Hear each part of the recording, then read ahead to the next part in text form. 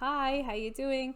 Welcome to my channel. My name is Chana and this is Jewish Education at Home, and here I talk on this channel about all different aspects related to Jewish education for the home.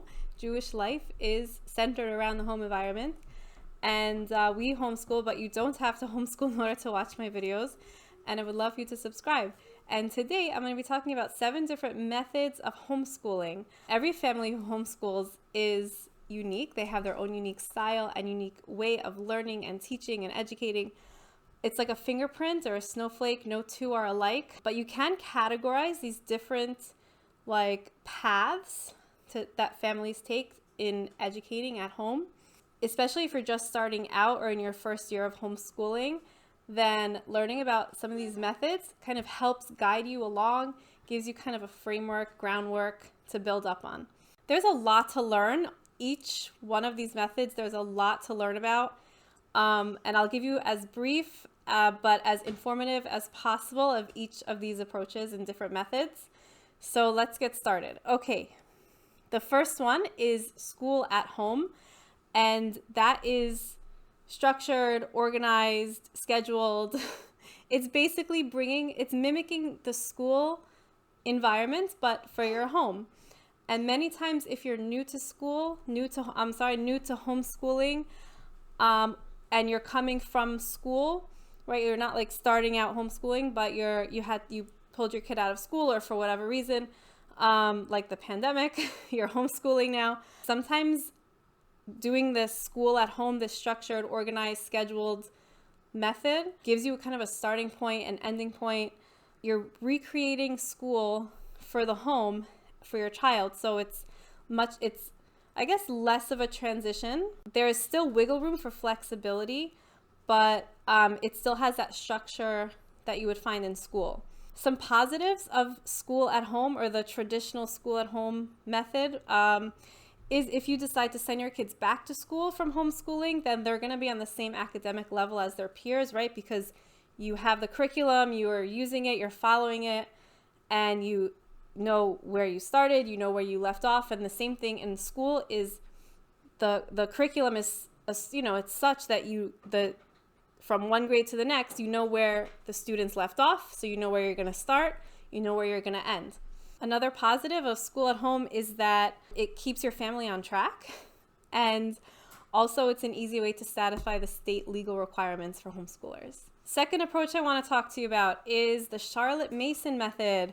Charlotte Mason was a real person. She lived late 1800s, and I think she passed away in 1923 or early 1900s.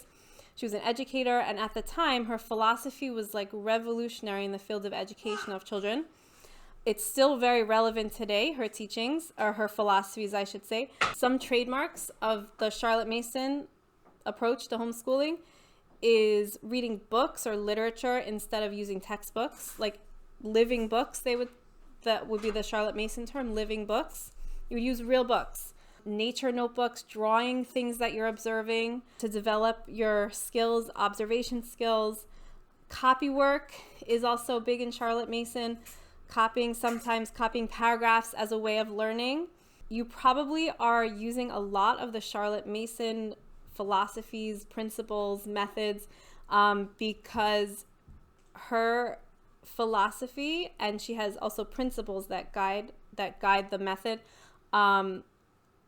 They're so general and all-encompassing. It's for every child on every level. Also, I want to mention, of course, the Jewish Charlotte Mason curriculum, which is Ani Va'ami, and I'll put links below to the website. There's a Jewish Charlotte Mason Tanakh curriculum and a Jewish year curriculum guide that follows the Charlotte Mason method. And I also came across 2 blogs about Jewish Charlotte Mason homeschooling. One is called The Mason Jar, and one is JewishCharlotteMason.com, and I'll link you to those below. So those are the ones that I know about. If there's more, then please feel free to, comment below. And if you know of any resources about any of these methods, comment below so we can all learn from each other and, get as much information as we can.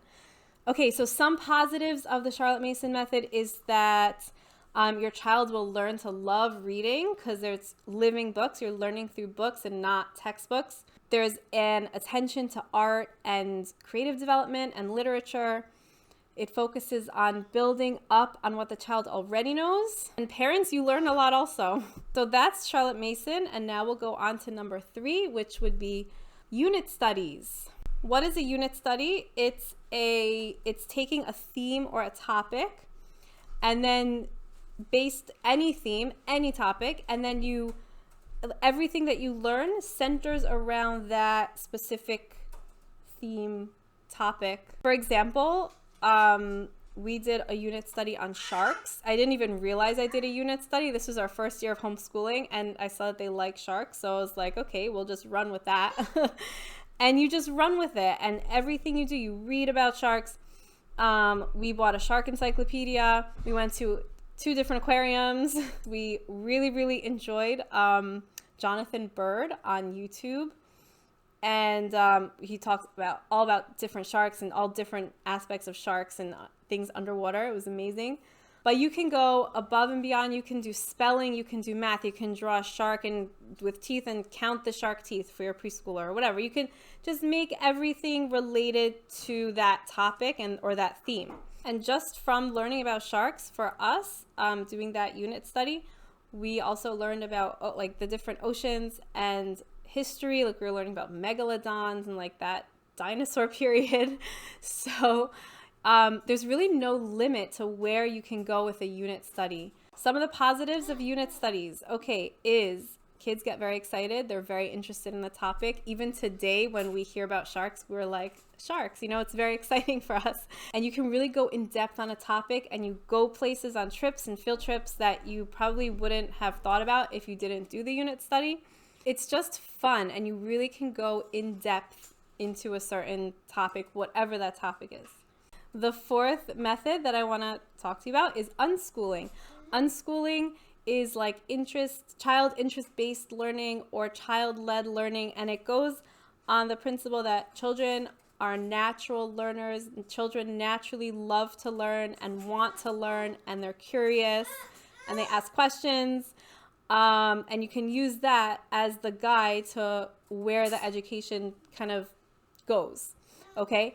It's very misunderstood because it challenges how we view education of children, meaning like parents need to direct their child's learning. Like, okay, we have to learn reading, we have to learn writing, and by a certain age, it has to be learned on a certain level, right? So it challenges that, and that children will want to learn themselves.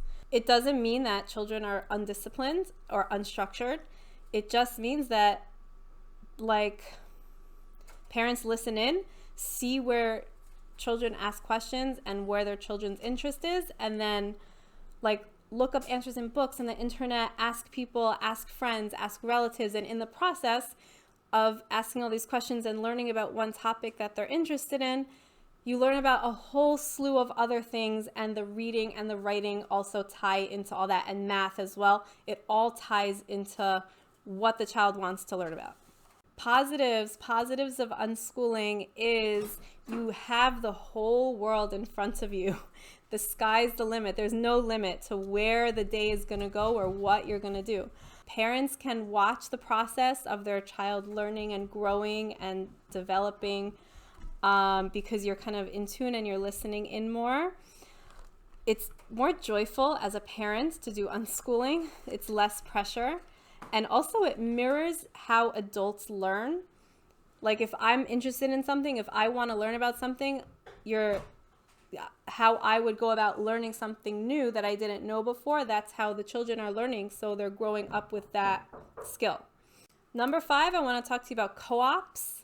Co-ops are independently run. They are run by other homeschool families. You basically come together to a place, I don't know, once a week, twice a week. Some can meet every day, once a month, however often the co-op runs. And everyone contributes in some way, if it's financial or maybe the parents each teach a class. You would all contribute to children's education, to all the children's education. And everybody learns together in classes. You can have a co-op with classes on sewing, on science, Parsha, basically anything. The possibilities are endless with what kinds of classes are held at co-ops. Some of the positives of co-op, using a co-op for your homeschool, is that there's social interaction from children, and also parents. You can interact with other parents. And also, you would get classes for your kids that you wouldn't normally get, or you would have to pay much more for. Also, if someone has a passion to teach a certain thing or a certain topic, then they're going to bring that passion to the classes, and it's going to just trickle down to the children. And it's just this no pressure, fun learning environment. And also another positive is that the classes you would get at the co-op are cheaper if you were to go outside, like you were to outsource it.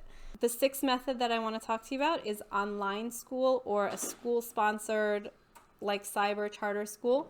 This is a school with teachers and students and classes, except it's all online. And what comes to my mind when I hear this is the Jewish online school.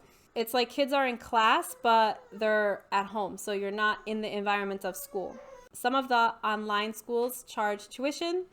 Some of the state, like the school sponsored charter schools, right, that go with the public school district, they are taken out of taxes. It's like your child goes to public school, except you're not in the school environment.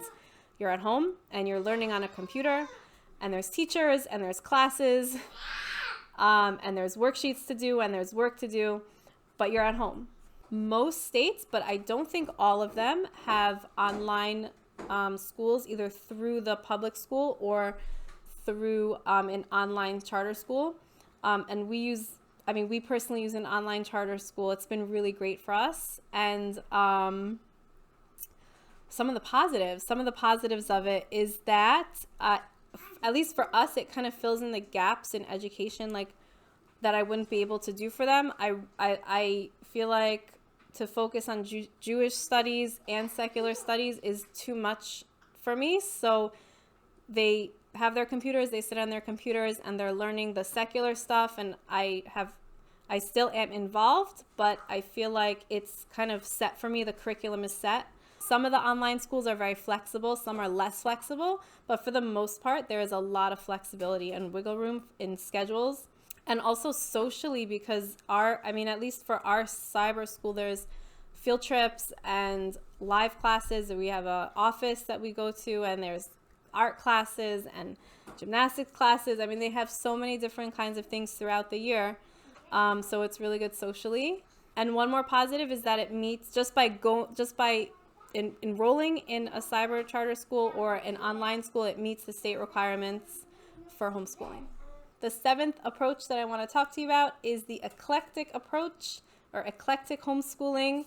And that's kind of like, you don't embrace one style or one method. You're kind of take a little bit from here, you take a little bit from there, and it just is a big, beautiful blend of learning in all different ways and all different directions. So what does this look like?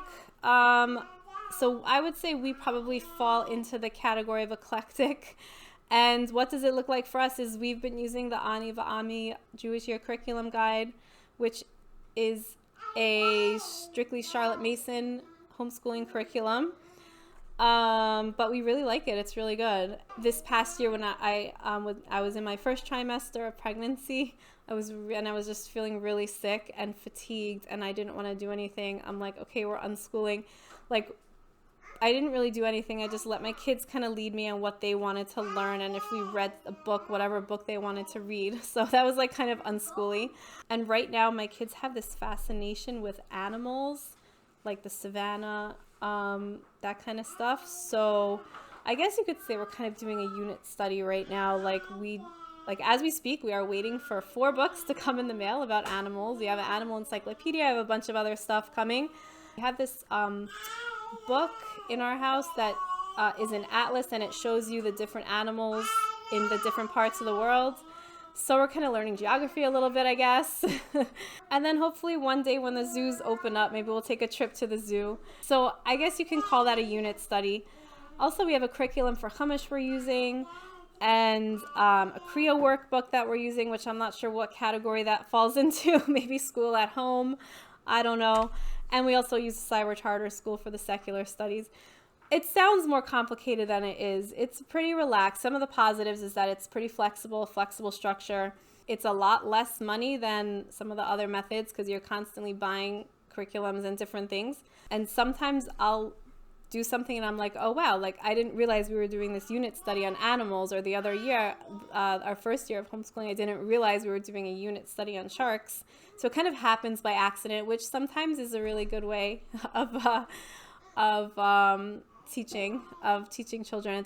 It's not always so conscious, right? And it's more like wholehearted. Here is my question for you, and would love to hear your answers.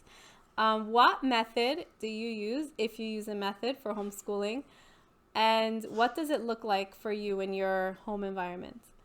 Okay, so that is basically all that I have for you today. Thank you so much for watching. Make sure to subscribe to my channel, and I'll see you in the next video. Bye-bye.